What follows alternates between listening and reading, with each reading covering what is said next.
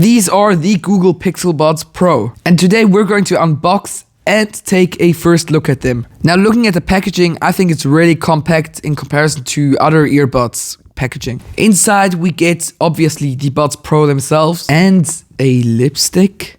No, it's not a lipstick. In there you have the smaller and larger ear tips. The mediums are pre-fitted. Otherwise, that was pretty much it.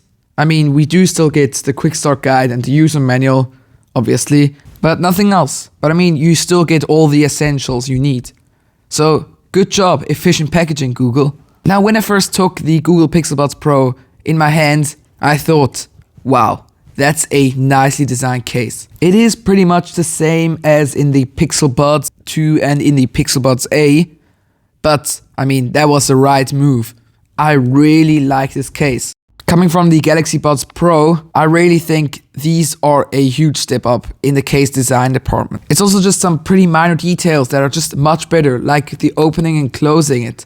It's just that much more satisfying on the Pixel Buds Pro. Otherwise, there's not much more to the case. I mean, we have a USB-C port and it can charge wirelessly. Now, just looking at the earbuds themselves, I also really like their design. I really like how they have this two-tone finish with the orange on top and the black at the bottom. Also, just generally, I like how the orange on the Pixel Buds Pro are just a bit more vibrant and not that pastel than usual orange on tech products. Also, they fit perfectly in my ear, and if I use them for a longer period of time, they don't hurt. Very comfortable to use. Also, the buds are pretty small, but they're not that small that I would recommend using them for sleeping.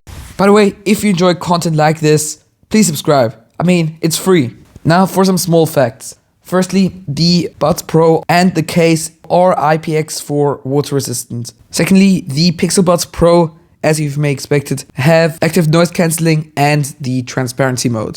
Both are pretty good so far, especially active noise cancellation.